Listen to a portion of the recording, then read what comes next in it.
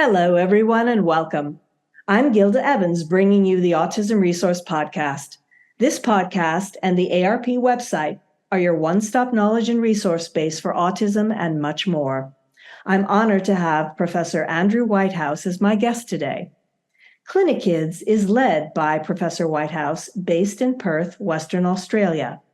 He is also the Research Strategy Director of the Cooperative Research Centre for Living with Autism and the past president of the Australasian Society for Autism Research. Professor Whitehouse has pioneered effective therapies for babies showing early signs of autism and led the development of Australia's first national guidelines for autism diagnosis and supporting autistic children. As a Eureka Prize winner, he is also regularly called on by the federal and state governments to inform autism policy. In 2021, he became the youngest ever fellow elected to the prestigious Australian Academy of Health and Medical Sciences. Welcome, Andrew, and thank you so much for taking the time to join me today to discuss the important work that you do.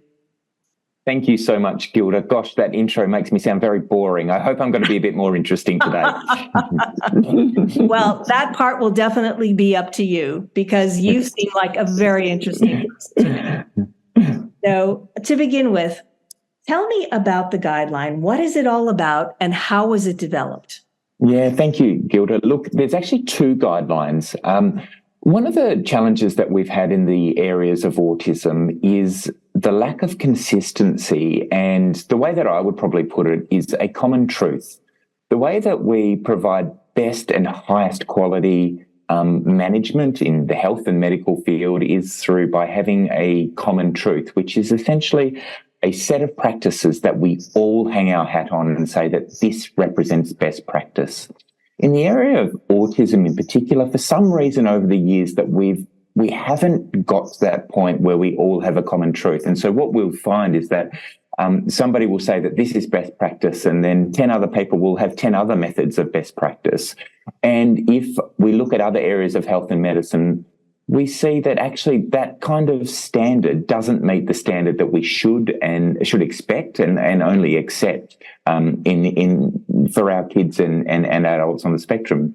And so through a series of decisions by our federal government, I was involved and lucky enough to lead and co-lead the development of two national guidelines. And national guidelines are essentially a set of clinical recommendations that define what is best practice in a given area. The first guideline was the diagnostic guideline, and that was, well, okay, there are a whole bunch of professionals and there is a whole task that we need to perform to understand how we can best understand who this human is, and perhaps that represents a diagnosis of autism. The second one was around supporting children, and that was a guideline for kids aged 0 to 12 years of age with a diagnosis of autism, and how do we best provide clinical management for those kids? The broad sort of basis of these guidelines is, and as I said, to get that common truth. And so to do that, we had to really lean on those three elements of evidence. Number one was scientific evidence. What's the scientific evidence in the field? But also evidence-based practice relies upon an understanding of clinical wisdom, as well as the wisdom that individual families and that individual themselves bring to that interaction about their own context. So through very large programs of research, we went out and conducted research in all of those areas, scientific research, but also understanding the views of families and clinicians. And we ended up with two guidelines, which are now rolled out across Australia. Well, can you please give me a brief overview of some of those guidelines, the recommendations in the guidelines, I should say, and what they cover? Absolutely. I'll touch off on the diagnostic guideline first. The key thing there is that Australia, like the US, has a federated model of governance. So we have very strong state governments. And one of the challenges that we found is that there's been inconsistent diagnostic practices across different states. So it's it's not unusual at all for people to cross state borders and have to receive another diagnostic assessment because that original diagnosis was not recognised. So the key thing about that diagnostic guideline was that we developed consistent practices across the whole of the country, which is a very large exercise to do, very political exercise to do with different professions involved, but we feel like we've achieved that now. The Supporting Children Guideline was the one that we published at the start of this year. That was really, how do we provide families with a common truth about what is a roadmap from them from the very earliest moment that they identify that their child is developing differently. So we broke it down into a number of areas. The first area was the guiding principles. The guiding principles, I get in trouble saying this, but it's kind of like the vibe. Before you even walk into a clinic room, what should a clinician be thinking about? How should they be structuring their clinical practice? What is the aim of what they're seeking to get out of that interaction with that family?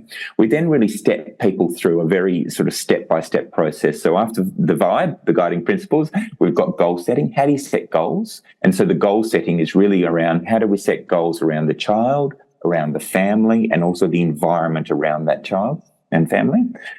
We then talk about how do you select and plan for the most appropriate supports to meet those goals.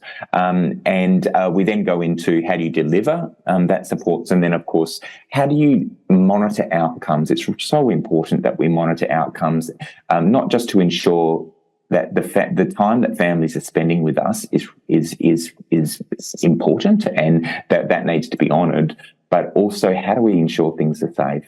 So we can break things down, and there are key sort of elements of each section. And I'm happy to go into that, but I'll sort of pause there just in terms of providing the high-level guidance. Well, I would like a little more detail. If you could maybe talk about, now that these guidelines are in place, what does this mean for clinicians and for families? Yeah, it's a great question.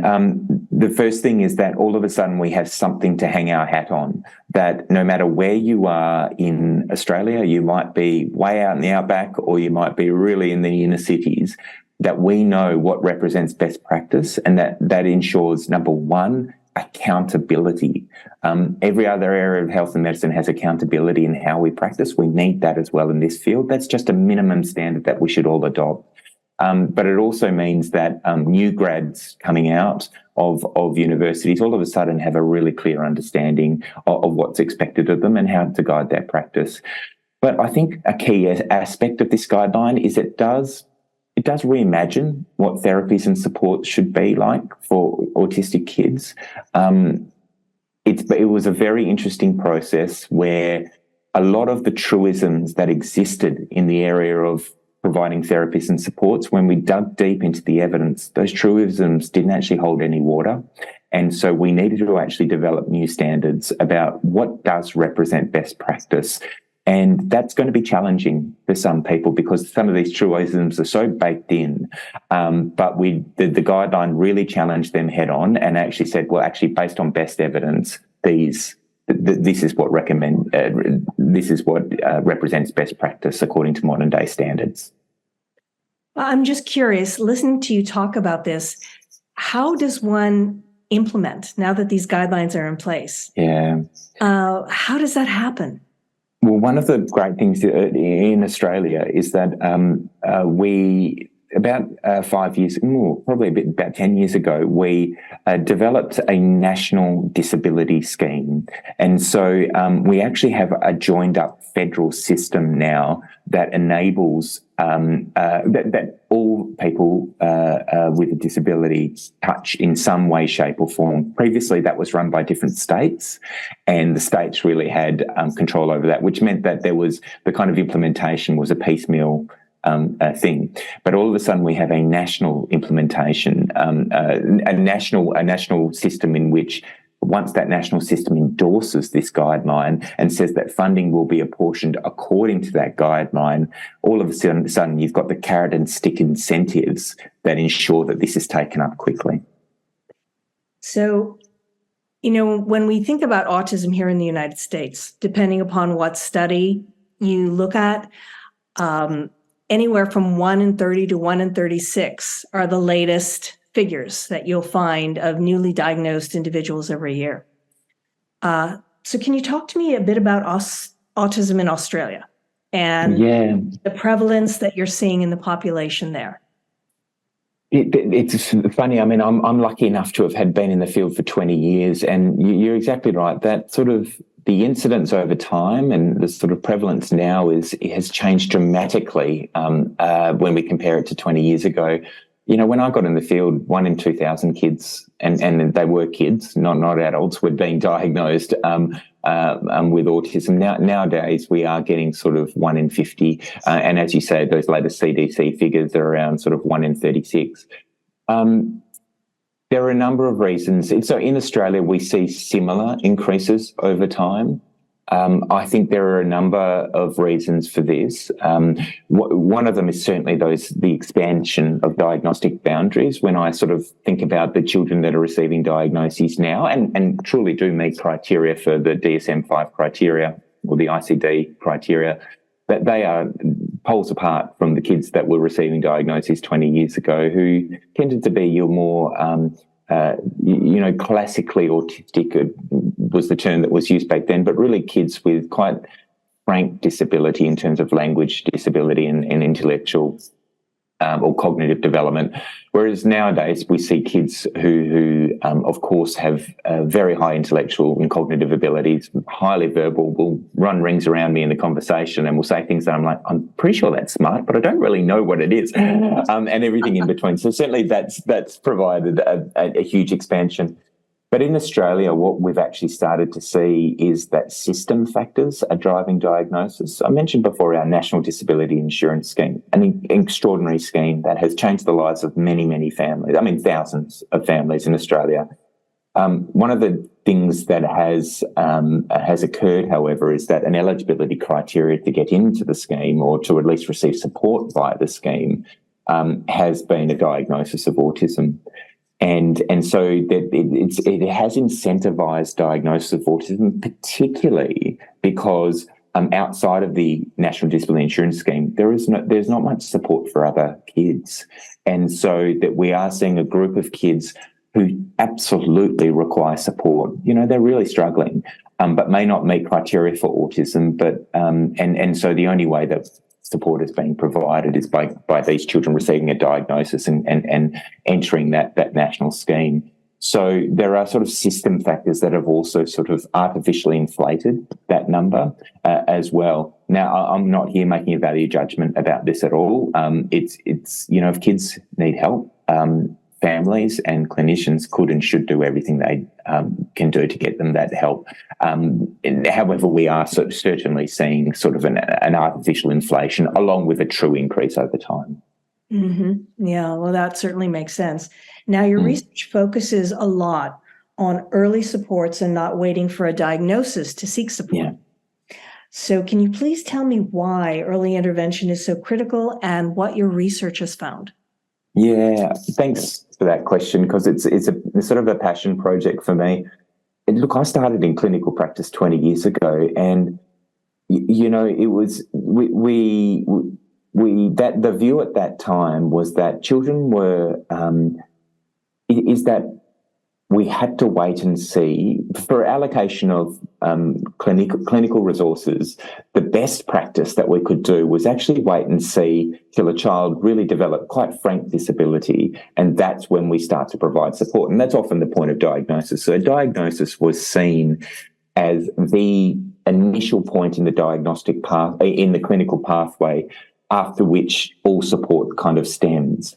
But certainly what I was seeing is that there were kids struggling very early in life, often in the sort of first year of life, second 6 months of the first year of life. We could often see these kids were developing differently quite easily, but we were still waiting and seeing until they get to a diagnostic age of 3, 4 or 5. And that's when support was provided. In the meantime, sure, everything we know about neuroplasticity, about the sort of bang for buck you can receive by providing support in those early years, absolutely, that kind of pathway was ignoring that science. But for me, what was happening very more frankly was that families were in the wilderness for 2 to 3 years, is that families knew very early their baby was developing differently, but their calls for help and their pleas often for help were being ignored because systems were not being receptive to their needs. And so one thing that I've sort of been really keen to pursue over the last 10 years, and we have, is that, well, what happens if we do respond to parents' needs at that time? Certainly be faithful to our science about, the importance of neurodevelopment, all of these brain fireworks that are happening in the first 12 months of life. Obviously there is great scientific hypothesis there, but what happens if we actually embraced families at that young age rather than sort of almost had a bit of a fending off arm? And so with colleagues at the University of Manchester, La Trobe University, Child and Adolescent Health Service in Western Australia, we developed and then trialled therapies that are for very young babies, that's 6 to 18 months of age, where babies are showing early behavioural signs of autism. And what happens if we actually provided a support at that age, which is about empowering families to create an environment around the child that helps the child learn in the way that's best for them. So at that young age, it's not about changing the baby in any way, shape or form. It's about recognising that babies are developing differently. Firstly, it's about they are beautiful how they come into the world, utterly beautiful. And what our job is to see if the baby is having a bit more barriers than other kids, and how do we remove those barriers? And so the therapy is really concentrated on, number one, helping parents understand how important they are to their babies. Of course, often parents come to us when their baby's developing differently, thinking that their baby really dislikes them because their baby's responding to them in a different way that they expect. So the first thing that we do is help parents understand just how much their baby adores them and how much their baby is communicating with them and how important they are to their baby's development. And then our therapies provide support and empower those parents to help them understand how they can structure a social environment around the child that helps the child learn in the way that's best for them. And through a series of clinical trials, we actually found that these kind of environment-changing supports are actually quite effective in helping to improve child development, also empower parents. And so a couple of randomised controlled trials later, we found that actually these kids presenting at later, so we follow these kids. If we recruit them at 12 months, they get a 6-month therapy, and then we follow them up to age 3. What we actually found through replicated randomised controlled trials, very rare in the area of autism, is that we found that actually the levels of autistic behaviours that these kids are showing at 3 years of age is substantially less or reduced than we see in kids who are in the control group. And this is not to say these kids aren't neurodivergent. They absolutely are neurodivergent. But what they are is that we're reducing disability in the way that they're interacting with the world. And so they can be just whoever they want to be in the world. So it's been a fantastic line of research. Yeah. That sounds amazing. So talk to me a little bit then about Clinikids and the work that you do there and the services that you provide for families. Oh, I'd love to. So I'm based in Perth, Western Australia. So Perth, for US listeners and outside of the US and outside of Australia, is on the west coast of Australia. So Sydney, Melbourne, the biggest centres are over the other side, and I'm in Perth. Perth is the most isolated capital city in the world, and that comes with sort of some negatives, but it's also very much a source of pride for us in Western Australia. And so we get to do things a little bit differently. And I'm based at a medical research institute called the Telethon Kids Institute. Now, for many years, the institute has been a medical research institute, very much research, and we were providing research outcomes with the hope that it would one day get into clinical practice. And I, coming from a clinical background, I sort of saw this and I'm thinking, oh my goodness, this is so naive of how clinical practice operates. Nobody has time to look at research when you're in clinical practice. So over the couple of years, I pitched the idea to our executive team that, why don't we actually be that change that we want to see? Why don't we, instead of there being 20 years for research to go from, a research idea into practice, why don't we actually be the initial implementers of this? So Clinikids is a network of clinics throughout Western Australia and broader that seeks to embed research within clinical practice. And so what happens is that families come in and they can receive typical services that they receive for a child who's developing differently or a child with a diagnosis of autism.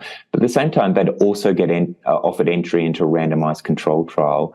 I'm very influenced by other areas of health and medicine where, often families with a particular condition will get just as a matter of course, but get offered entry into a clinical trial of some description. There's no reason we can't do this here in the area of autism. And so that's what I sought to do. So Clinikids really seeks to be that bridge between clinic and research. And so families get access to cutting edge therapies because for them, 10 years is great. They love the idea of improving the next generation, but also they have their beautiful child and their beautiful family that they want to support now, and we want to be part of that. So here's the $1 million question. Can those outside of Australia seek your assistance, and how can our listeners find out more? Yeah, look, absolutely. So look, Clinikids has an absolute mandate for not just developing research outcomes, but getting it into the hands of every person who ever wants it, not just around Australia, but around the world. And so we do that through a number of ways, certainly through our clinical services. And if people want to go to our website, which is www.Clinikids, clinikids.telethonkids.org.au. So it's clinikids.telethonkids.org.au. You can see the services that we offer there. The other thing that's really important to us is that actually we want science to get into the hands of everyone, because we get jaded that we think that we've arrived in the area of science and autism. We haven't. We're just a baby in the field. And so we want the science to get into the hands of everyone. And so we're very big on science communication. One thing that we do is something called 60-second science, which is every fortnight on our Facebook page. I post a video of me with some animations, really talking families through in 60 seconds, or that's the mission, our latest finding that we think is important that they know about.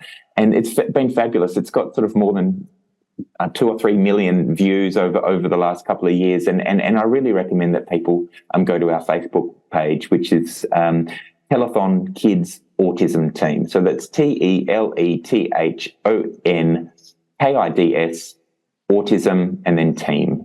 Telethon Kids Autism Team. And if you go to the videos, you can sort of see all of our past videos. But if you follow us there, you'll get them in your feed as well. So that's the couple of ways that people can get in touch. Well, that sounds absolutely wonderful, and I'm definitely going to take a look myself. And I just want to thank you, Andrew, so much for your time, for the work that you do, and for sharing your story with us today. Oh, thank you. And you too, Gilda. It's been an absolute treat. If you like what you hear, please subscribe to the podcast. You can find it on Apple iTunes, Amazon Music, Google Podcasts, Spotify, and other popular platforms. Don't forget to follow us on Facebook, Twitter, and Instagram.